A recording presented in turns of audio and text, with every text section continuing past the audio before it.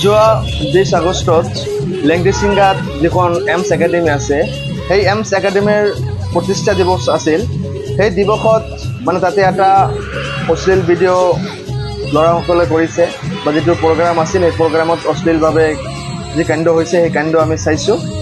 সেই অশ্লীল ভিডিঅ' যিটো আছে এটা বিদ্যালয় কৰ্তৃপক্ষই এনেকুৱা অনুষ্ঠান পাতি এনেকুৱা অশ্লীল ভিডিঅ' বা এনেকুৱা অশ্লীল ডেন্স তাতে হ'বলৈ দিছে, এইটো অতি দুৰ্ভাগ্যজনক কথা। ইয়াক আমি সচেতন নাগৰিক হিচাপে গৰিহণা দিছোঁ। যিহেতু বিদ্যালয়ত আমি ল'ৰা ছোৱালী দিওঁ যে তেওঁলোকে সমাজৰ কাৰণে ভাল আদৰ্শ লৈ আহিব, সমাজক কিদৰে আগবঢ়াই লৈ যাব পাৰি, ভৱিষ্যত প্ৰজন্ম তাৰে পৰা গঢ়ি উঠে।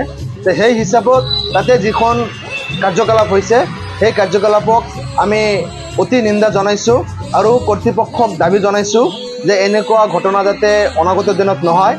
এমছ একাডেমিৰ এটা ভিডিঅ', এই আদৰণি সভাৰ এটা ভিডিঅ' মানে ছ'চিয়েল মিডিয়াত ভাইৰেল হোৱা দেখা পোৱা গৈছে আৰু ভিডিঅ'টো দেখি আমি খুব মানে লজ্জা অনুভৱ কৰিছোঁ।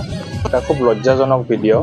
আমাৰ শিক্ষানুষ্ঠানবিলাক পাঠ্যক্ৰমৰ শিক্ষাৰ লগতে কিছু নৈতিকতাৰ শিক্ষা, কিছু মৰেল ভেলুছৰ অলপ দৰকাৰ আছে, প্ৰয়োজন হয়। সেইখিনি শিক্ষক শিক্ষয়িত্ৰীখিনিয়ে কৰ্তৃপক্ষই নলেজত ৰখাৰ দৰকাৰ।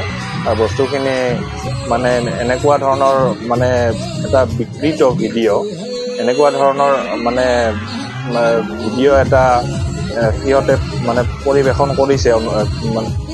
কৰিছে, এইটো খুব লজ্জাজনক আৰু দুৰ্ভাগ্যজনক বুলি ভাবোঁ।